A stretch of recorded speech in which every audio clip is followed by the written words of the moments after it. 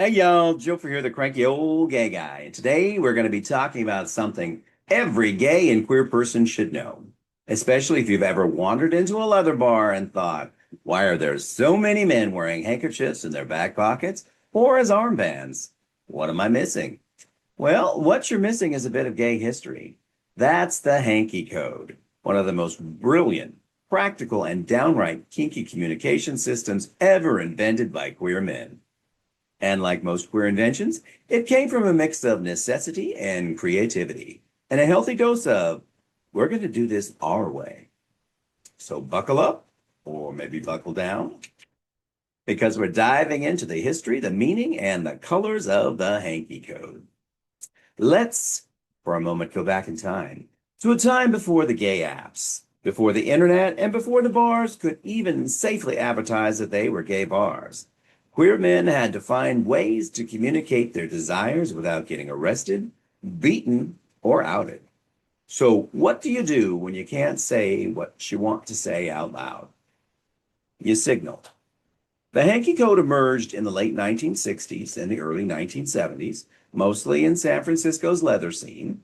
It was a way for men to discreetly communicate their interests. And by that, I mean sexual interests. It was a subtle enough way to pass as fashion, but clear enough that anyone in the know could read into it what you wanted them to know. You were a colorful walking sandwich board or a very horny flag. The Hanky Code was basically grinder, but it was a grinder made of cotton fabric that you wore as an accessory. The code solved a real problem. How do you find someone who wants the same things that you want, but without saying a word? And the answer? You wear a color-coded hanky in your back pocket. Left side meant you did the thing. Right side meant you wanted the thing done to you. It was simple, elegant, and efficient. And if you really think about it, it's better than half the dating apps out there today. The Hanky Code in the gay world didn't appear out of nowhere.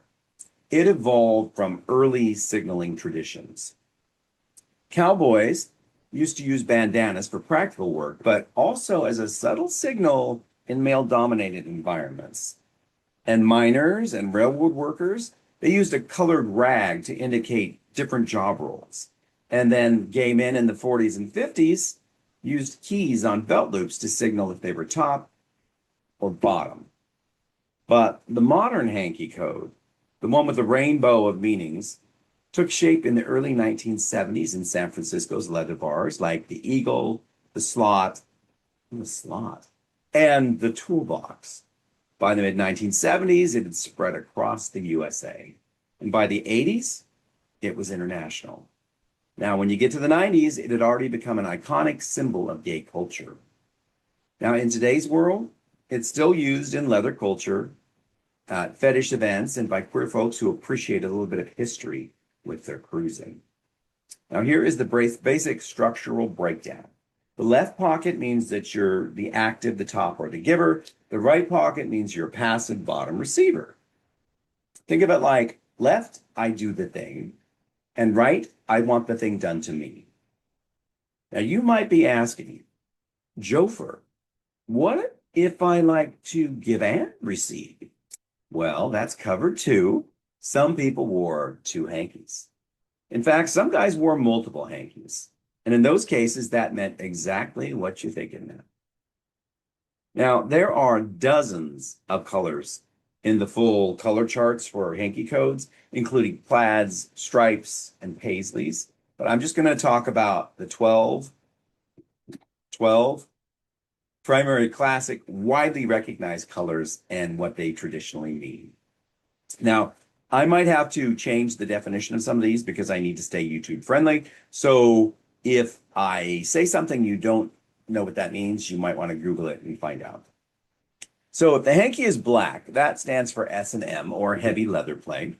And if you don't know what S&M is, Google that. Can't talk about it here. Excuse me. Blue, as in light blue. That means that you like to do things with your mouth. And I don't mean kissing. Dark blue means that you like to do things with your back door. Red means that you like to do things with your hand, but it's more like this or like this. Um, and you're doing that or having someone do that with you. Let's just put it that way. A yellow hanky, that means that you're sporty and you like water. Light green means that you're hustling. And I don't mean the dance move. I mean that you are earning by doing excess work.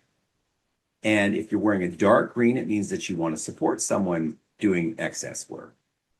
Gray means bondage, which is exactly what it sounds like. White means, oh boy, white means self-love, but not like self-love, but more like self-love with your hand and another part of your body. It also means mutual play with self-love, meaning that someone else self-loves you, or you self-love them, or you just self-love together. Brown, I don't think that needs an explanation. Um, all I can say is that there's a certain kind of jazz singing that has the same name as what brown stands for. And it's when they sing, just make up words like oop bop, oop bop, ee ah, ooh, that kind of thing. So that's all I can say on that one because, again, it's not YouTube friendly. Orange. An orange handkerchief means, like the old Cole Porter song goes, anything goes. It just means that you're very open-minded and open to new experiences. And purple, when I see purple, I think of bruises, and I guess that ties in because purple is into body modification play, which would include piercing and other things. And, you might get bruised or, yeah. So there's that one. Now, let's talk about how someone wears the hanky because that's important too. Where you put it or you don't put it, it does matter. If it's on the left side, as I said before, you're a giver, you're a top, you're the active partner. If it's on the right side, you are the receiver, the bottom, or the passive partner. If you put it around your neck, yeah, I've seen them tied around the neck. It means that you're switch, meaning you go one way and then you have to do the other way. So you're the top, then you're the bottom, then you're the top, that kind of thing. It doesn't mean either or, it means both. It also means if it's around the neck, it just means ask me. So if you're wearing a white self-love hanky around your neck, you want people to ask you about it because, maybe it's something you're interested in, but it's not a deal breaker, something like that. Now, if you tie one around your wrist, depending on which wrist it is, it means that you're available and looking. If you put it in your belt loop, it means that you have a casual interest in this, whatever the color stands for, but it's casual. It's not a make or break kind of deal. If you wear it in the front pocket, it means that I am into this, whatever the color means, but I can't do it tonight. So let's make plans for later.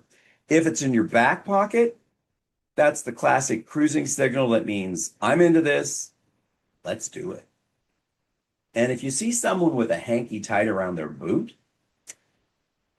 that's not the hanky code. That's just some gay man who owns a pair of boots. So there you have it, the traditional hanky code.